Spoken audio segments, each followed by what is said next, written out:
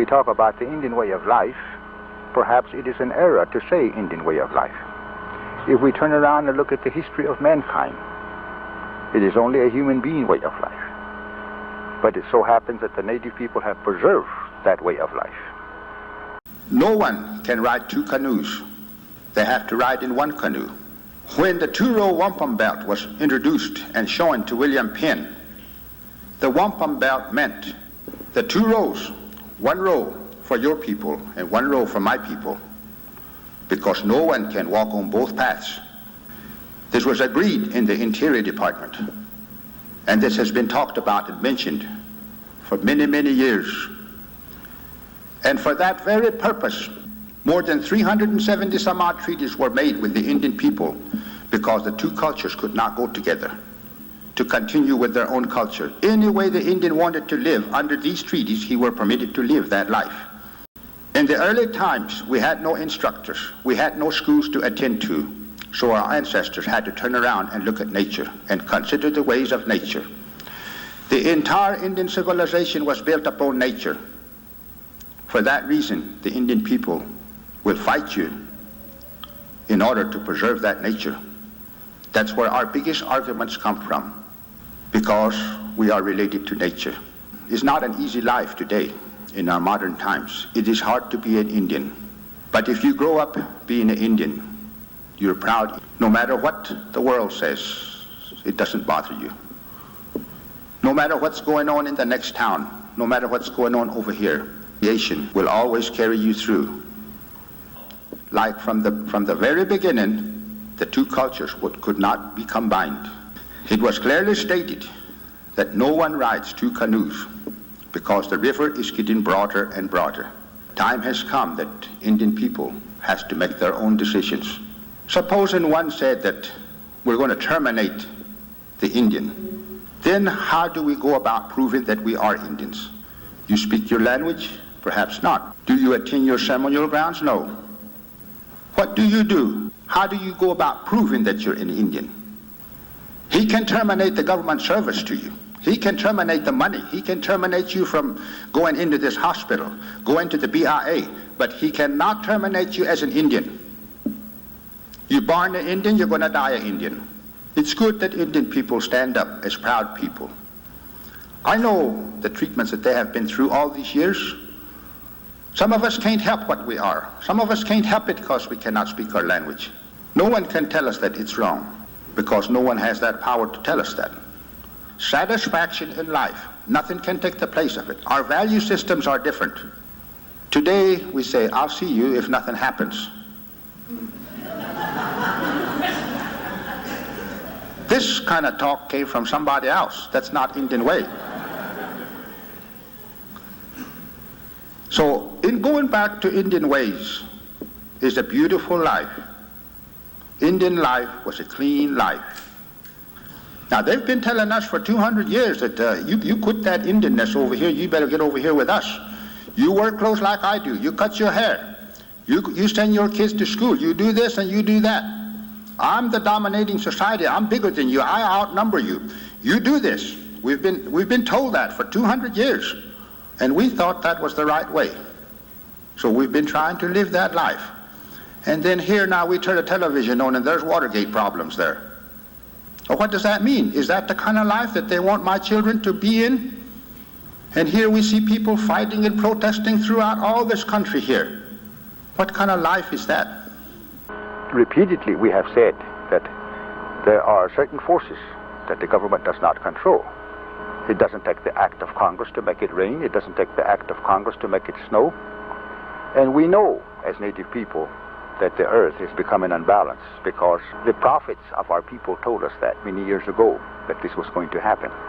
So the Indian people are ignored through their court systems. But eventually, certain forces will come about to make changes in this country. And what I have seen, their plans are for destructions instead of life. The air pollution, water pollution, no one is solving that. And only a very few people are waking up to understand how to survive. We can see in all over the world, prophecies, native people, biblical prophecies also comes to pass. And all this comes to one thing, and it all leads to destruction. But the young people of today are very much interested in what I am talking about, and that is being a natural person, an ordinary human being. Because many years ago, Christian teachings separated that natural person from the natural world. And people have drifted away from that natural way of life. Until now, everyone has become confused. So there's an interest among this young generation to go back to the natural way and just be an ordinary person. I think that we have listened to the educated man long enough. We have listened to the professors long enough. We have went to school long enough. So it's time that we turn around and look at the grassroots people, the traditional people.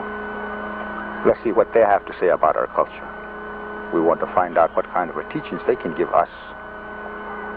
After all, they are the ones that have lived that Indian life. We're so far removed from natural way of life. We don't know what we're eating, and we don't know what we're drinking. We're just here. And as I see it, everyone becomes a robot. Even his mind is controlled. No one makes his own decision. And this is the way of life that has been shoved on Mr. Indian. And I find that our Indian people are not satisfied. They're not comfortable. There's unrest throughout this whole nation among the native people. Why? I take it that there is no failure in life. There is no such thing as failure in life until you try to be somebody else. There is no way you can fail if you are yourself. And this is what's happened to the Indian people. And see, the government will not deal with us on spiritual basis. Many times our Indian people feels like that, and they even say that we're going to beat him at his own game. But we're forgetting that we're in his ball field, and he's changing the rules right in the middle of the ball game.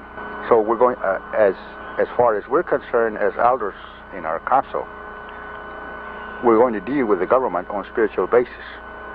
They don't know how to handle it. We don't approach the government as a good Republican or Democrat. We're not going to approach him as a Catholic or Protestant. We're going to approach him having our culture, having our identity, having our spiritual beliefs as we have. The Indian people will emerge. Eventually they will overcome because they have the understanding of survival. We turn around and look at the past of our ancestors. There was a way of life in which we found comfort, in which we found satisfaction. There is nothing that can take the place of being satisfied and being happy in life. Another man brought his value system here, which is different from what we've always had here. So then we find our Indian people caught in two ways of life. They're caught in two cultures. But it is an ancient saying that one does not ride two canoes, because in time to come, a mighty wind will come and separate the two canoes, and one will fall into disaster forever. So he has to be in one canoe or the other, which simply means is that the two cultures will not meet. And this is where we find our people. That time of separation has come. The two canoes are separating today. That mighty wind has come, according to the prophecies of our people. So we have this Indian feeling.